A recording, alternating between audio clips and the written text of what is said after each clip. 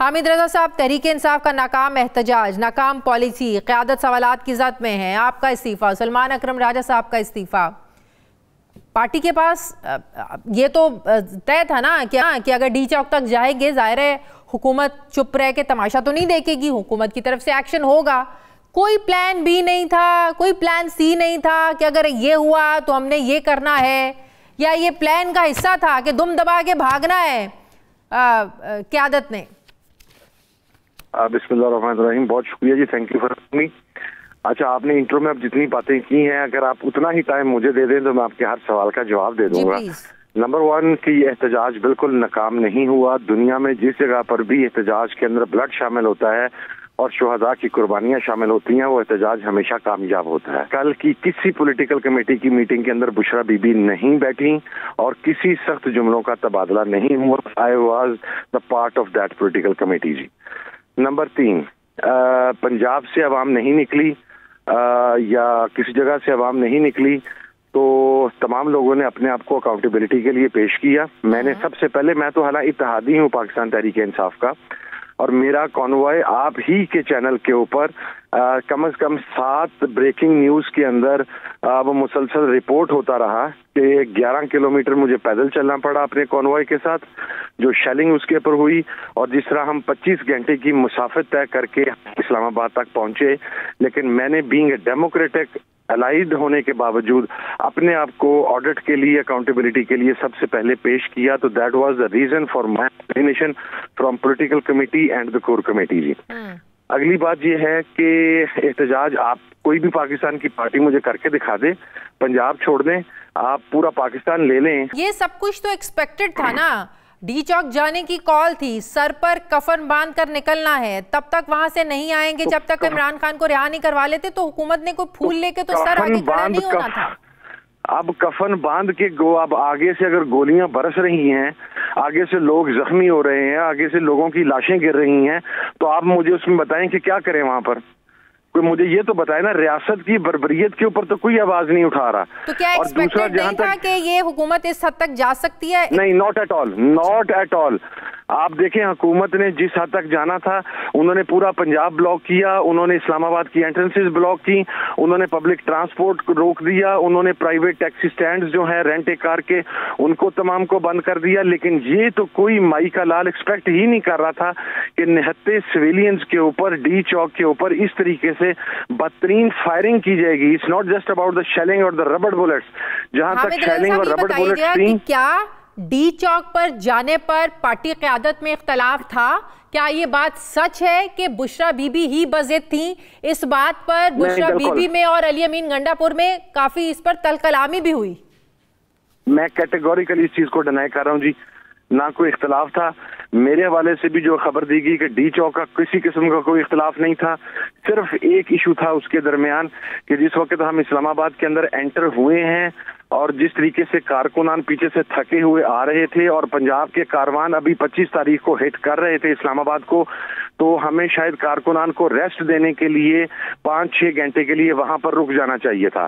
یہ مسٹیک ہوئی ہے، اس کو ایڈمٹ کرتے ہیں. اور بینگ اے ڈیموکریٹ، میرا اگرچہ اس میں اختلافی نوٹ تھا لیکن اس کے باوجود جو بھی کلیکٹیو ڈیسیژن تھا میں اس کی رسپانسبلٹی لیتا ہوں. اور قیادت میں سے کوئی بھاگا نہیں ہے جی. میں آپ کو بتا رہا ہوں، میں آپ کے سامنے بطور اتحادی کھڑا ہوں. میرے پہ کسی نے آبجیکشن نہیں کیا، مجھے کسی نے کوشچن نہیں کیا. Everyone was happy with me. اس کے باوجود میں سارا بلیم اپنے اوپر لے رہا ہوں اور میں اپنے آپ کو اکاؤنٹیبلٹی کے لیے پیش کر رہا ہوں. تو نہیں ہونا جی. جب سڈنلی 24 نومبر کی کال دی گئی جس کو فائنل کال کا نام دیا گیا، کیا یہ بات درست نہیں کہ اسی وقت پارٹی میں اختلافات تھے؟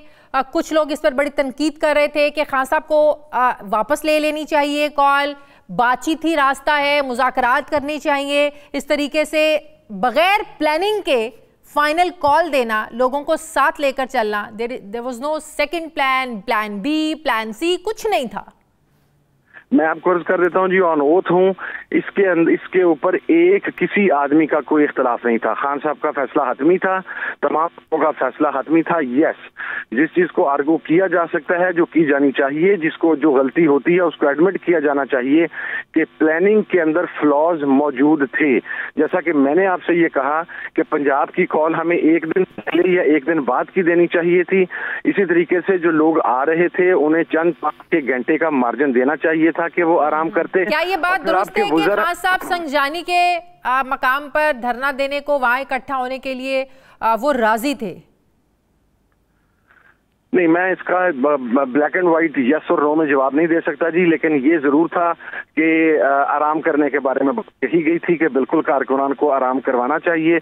और उसी दौरान चूंकि पंजाब भी एंटर हो रहा था मुख्तलिफ रास्तों से, तो पंजाब को एंटर हो लेने देना चाहिए था जी। सही। अगर आप इस एहतजाज को कामयाब एहतजाज मानते हैं, सलमान अकरम राजा साहब ने इस्तीफ़ा दे दिया, बड़ी तनकीद हो रही है क़यादत पर, आपने इस्तीफ़ा दे दिया, फिर इस्तीफ़े की क्या वजह है? अच्छा, मेरे पे तो कोई तनकीद नहीं हुई जी।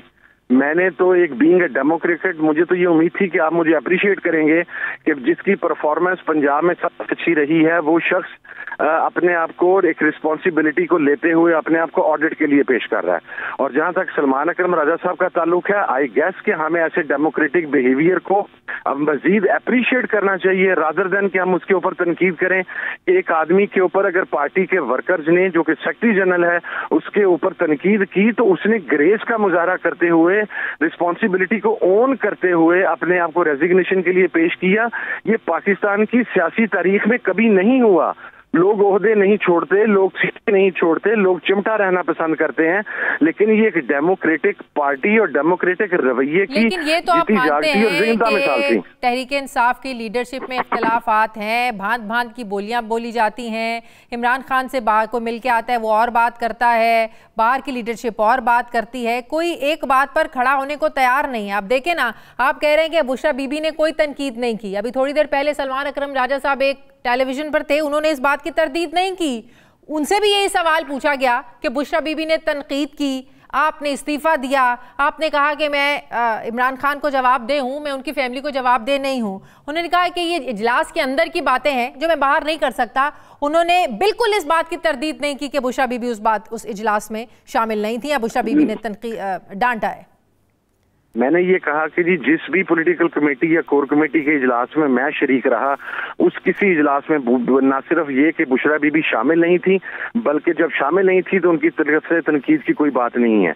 हाँ, अब अगर कोई ऐसा इजलास हो जिसके अंदर सलमान अकरम राजा साहब या दीगर लोग मौजूद हों, तो उसके बारे में मेरे पास कोई इतला नहीं है जी। दूसरी बात, बिल्कुल पार्टी में आप सही कह रही हैं कि एक लीडर कुछ बात करता है, दूसरा कुछ बात करता है। देखिए, हिकमत अमली में इख्तलाफ राय हर पॉलिटिकल पार्टी में मौजूद होता है। मैंने आपके सामने खुद ऑन किया कि मैं 23 या 25 की पंजाब की कॉल के हक के अंदर था, लेकिन इसका ये मकसद तो नहीं है कि पार्टी टूट गई या किसी ने अदम एतमाद कर दिया। देखें, एक बात समझे, इस पार्टी के अंदर जिसका मैं इत्तेहादी हूं, पाकिस्तान तहरीक इंसाफ का, इसके अंदर लीडर सिर्फ इमरान खान है। अगर तो इमरान खान की जात के हवाले से कोई इख्तिलाफ राय है, या इमरान खान के फैसले को कोई डिसऑन कर रहा है, या इमरान खान के फैसले के अगेंस्ट अपना कोई डिसीजन दिया, तो yes, then you can say